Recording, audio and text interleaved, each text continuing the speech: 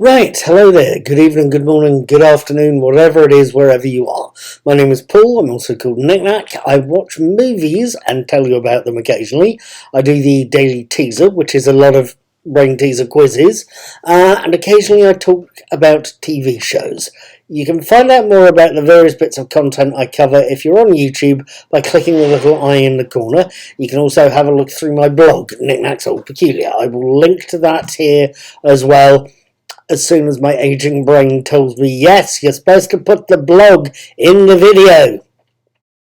Let's move on, shall we? I've been watching TV just recently, and occasionally I've been known to watch Star Trek Strange New Worlds, which is quite a good series. You really should try catching it. You should try catching my reviews of the various episodes as well. That would be very appreciated, and you can do that by subscribing and dinging the notification bell. Please ding the bell. It does do my channel a lot of good. At any rate, I've been watching Star Trek Strange New Worlds. I've just started, on last night, which was Monday the 7th of November, I just started to watch the classic Doctor Who series, the reanimated classic Doctor Who series, The Abominable Snowmen, starring Patrick Troughton, the late Patrick Troughton, God rest his soul, as the second Doctor, and also starring Fraser Hines as Jamie, and of course the late Deborah Watling as Victoria. I saw episode 1 last night. Tonight I'm going to tell you what I thought about that episode.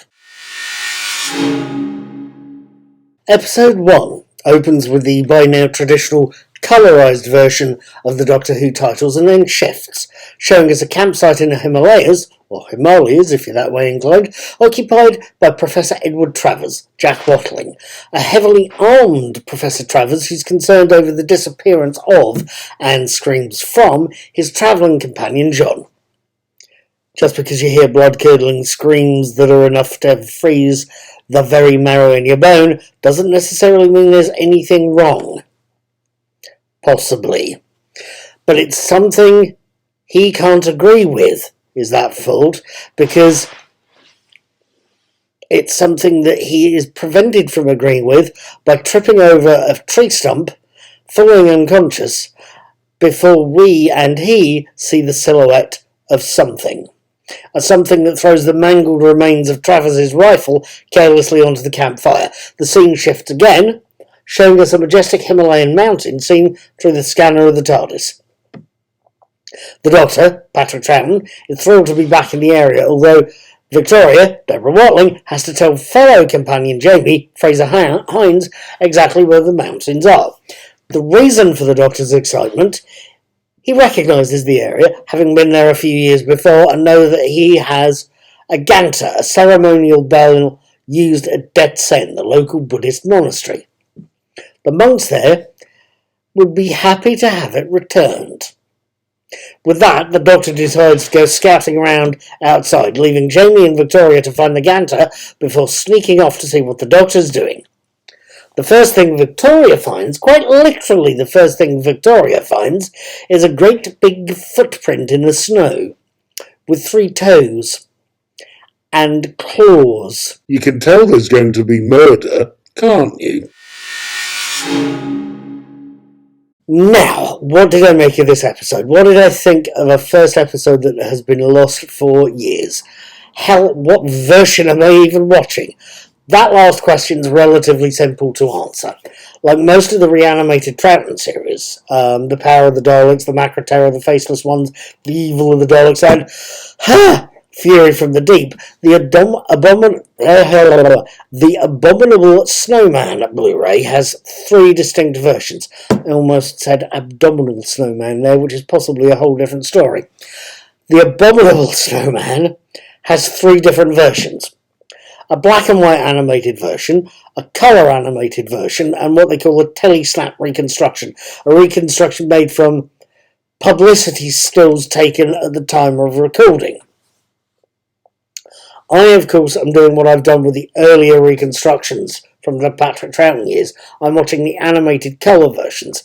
I think, for me personally, by default, that is the version I would go for. I do like to see textural authenticity. I would love to see the original black and white versions, but that's not possible. So by default, I go for the colour animations, which is probably going to sound strange when I raise a point later on in this video. At any rate, this first episode is quite astounding to watch. The backgrounds the animators have used for Death's End Monastery are great. The colours are beautiful. The modelling, I believe it's CGI modelling that have generated these, are quite literally superb, as is the sound quality. Pains taken by the animators to make sure characters were lit differently as well. This was something else I noticed. When animators were going from dark, shady areas to sunlit areas, or from sunlit mountain valleys to dark caves, it's quite beautiful to watch, and I don't think I've seen it in any of the earlier reconstructed series. It's beautiful, and it's very noticeable and lovely to see. There's a distinct scene I can recall, Patrick Troughton walking from the gate of Death's End across the internal courtyard towards the statue of the Buddha. That's quite... It's the change in sunlight levels is noticeable and beautifully done. Talking of colours, the TARDIS set was something. It's, I think, the first time I can remember seeing much of the set in an opening episode of one of these remade series.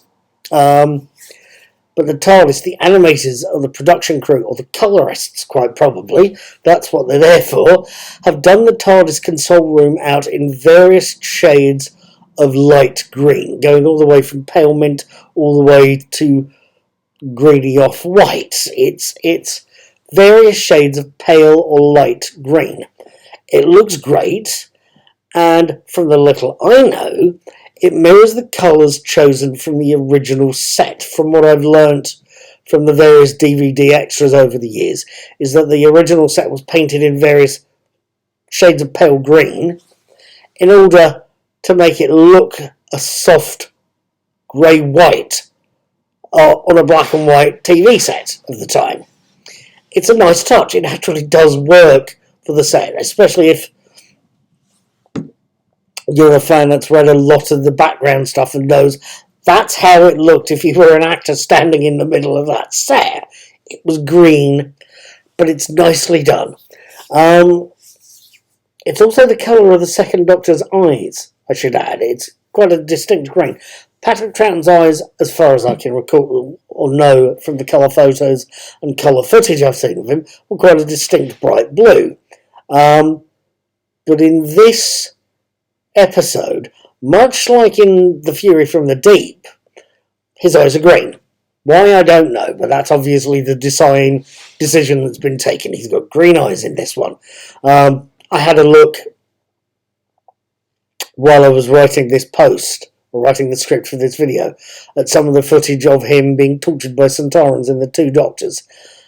And they look grey, so that could be something to reflect the man's eye colour, that it could change under different lighting. I don't know, but they're green in this episode. So between the colouring and between the look of the thing and the work Mark Ayres has done it in, again, on the sound restoration, we are looking at and listening to a beautiful piece of work. About the only possible downside to this animation, and please notice I say possible downside,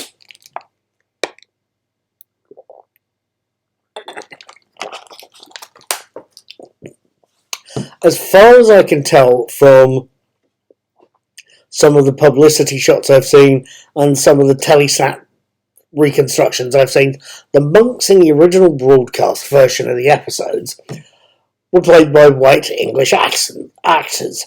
And that's something that wouldn't, indeed shouldn't or couldn't be done today. The producers, were they writing a series in Tibet, China, Japan, where have you, would try and hire East Asian actors or British East Asian actors to play a group of East Asian characters. It's set in Tibet, for crying out loud. They're supposed to look at least vaguely Tibetan. Now, it's something the animators have tried to correct by drawing the relevant characters looking Chinese, Tibetan, East Asian looking. And I have to admit, I'm in two minds. This is despite what I've said about watching colour episodes or colour animations of this series. I am in two minds. I think I like the idea of a certain amount of authenticity. I think making the characters look like the English actors that played them could have been nice. On the other hand, I'm aware that were the Abominable Snowman be made today, the producers would be hiring or casting as many British East Asian or East Asian actors as they could find, if for no other reason to avoid a backlash from people saying, you should have hired Tibetan actors for this. So I can understand why it's been done, and am sympathetic, and bearing in mind I've watched a colour reconstruction of this episode, despite the fact that the original was black and white television program rather than a cartoon, I would have appreciated a little authenticity on that. It's 22:15. Contradictory? You betcha, but there you go. As it stands, this is still a great little episode. It is still a beautiful thing to watch, and a beautifully constructed thing to watch, whether it's authentic or not. It's a good reconstruction, and it's wonderful to watch. Now, with all of that said, you're probably wondering about the story. Suffice it to say, this is one part 1 out of 6 episodes. So we've merely had the introductory episode. It's set up the basic characters and setting. We're in Tibet. There's a monastery, there's a Yeti behaving strangely and in a very un-Yeti-like way. There's an English professor trying to find strangely behaving Yeti. There's a dead body caused potentially by the doctor or by a Yeti. We've seen all sorts of things. We've seen unseen Yeti. We've seen menacing things trapping Jamie and Victoria in a cage. The Doctor himself could easily have been driven mad by a hideously deformed fur coat. I'll let that sink in, shall I? At any rate, I will be finding out more of this story next Monday, on Monday the 14th of November. I will be reviewing it and posting my written reviews and video reviews on Tuesday the 15th. I would love it if you join me. I will see you then. Please leave me a comment, hit subscribe, ding the bell, and seriously, leave me a comment. Let me know what you thought of this episode. Take care, have fun, wibbly wobbliness abounds.